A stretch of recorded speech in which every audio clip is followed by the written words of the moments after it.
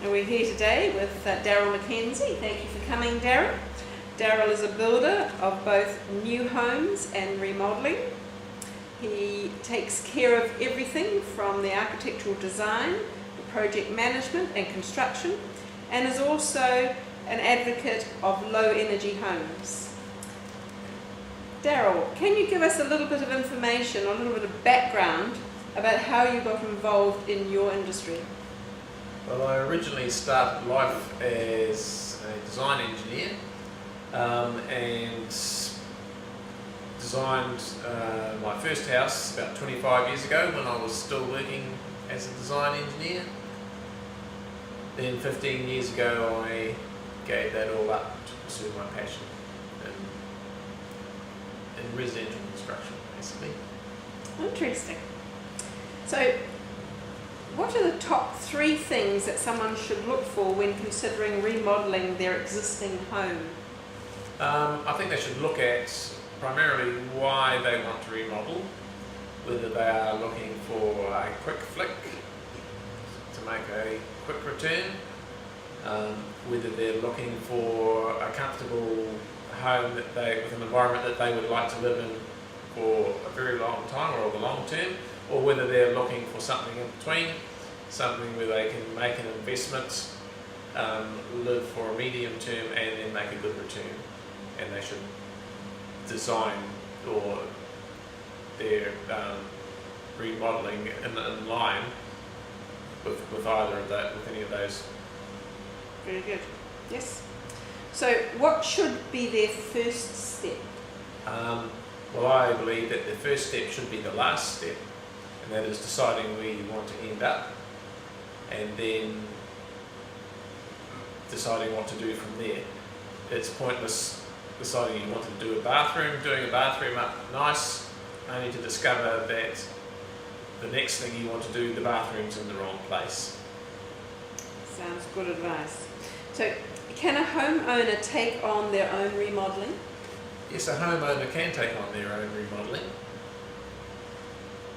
They really should take it on with the mindset that they shouldn't accept from themselves anything that they wouldn't accept from a tradesman.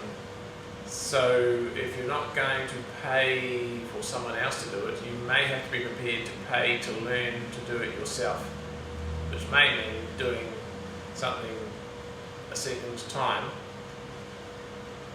So how much experience do they need, do you think? They don't need any experience really. I mean, everybody, even a tradesman, starts out with none. It's a matter of gaining the knowledge. So you can learn as you go, as I've said before. It's just a matter of making sure that you are prepared to do the job properly.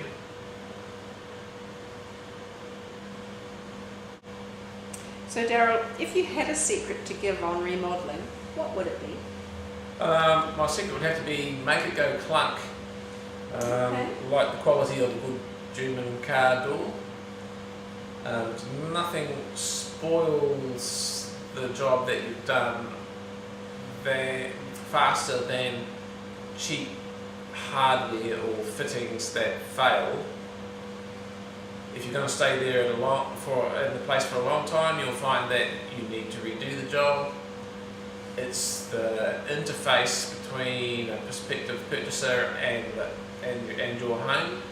If cupboards rattle or door handles are sloppy or not of quality, those are the things that they're going to notice. Yeah. So what are some of the common problems people experience with remodelling? I would say lack of knowledge from the point of view of that people try things with it by trial and error. So rather than get the information and do the job properly, they launch into a project and then discover what they don't know, usually at the cost of not bothering to fix it. So yeah, that's the biggest problem, I think, is just... Okay, so with that in mind, where can people find more information for this remodelling? a lot of places, internet, of course. There are a lot of product literature, and for ideas, there's magazines, home shows, idea centres. Talk to other people who have done it before. You may even find a friendly builder who's prepared to give you some advice. Sounds great advice. So Daryl, if a homeowner doesn't feel confident or doesn't have the time to remodel, what should they be looking for in a builder? They should be looking for a builder who does remodelling. A lot of builders only take on new work. Remodelling requires a whole different skill set and mindset. They have to be people who are used to putting up with mistakes that other people have made and making whatever the renovation is, adapt to those. There's always a surprise. Something's not right, something didn't work out.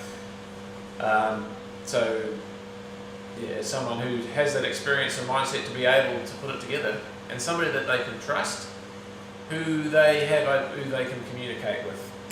Communication is a very good point, isn't it? So tell me, our last question. When working with a low budget, what tips can you give them to create that $1 million effect? I still have to go back to my first point, which is think of where you would want to end up. Even with a low budget, you don't want to be redoing something which would affect your budget even more than not having done it properly in the first place. So if you can't afford to do the whole thing, then pick things that you can afford to do well. And if you're selling the property, then sell the potential of what it can be. But if you're looking for something as a quick $1 million makeover, light and space. So don't go radical, go for neutral colours, let in as much light into the building as possible. Thinking about replacing old, worn, drab curtains and carpet, things that drag the property down. Even look outside. Big trees can block a lot of light from coming into a house and just make the place look untidy. A well-maintained older house will still attract a premium dollar over a roughly done up newer property. Thank you, Daryl. Wonderful tips there for our people. Thank you.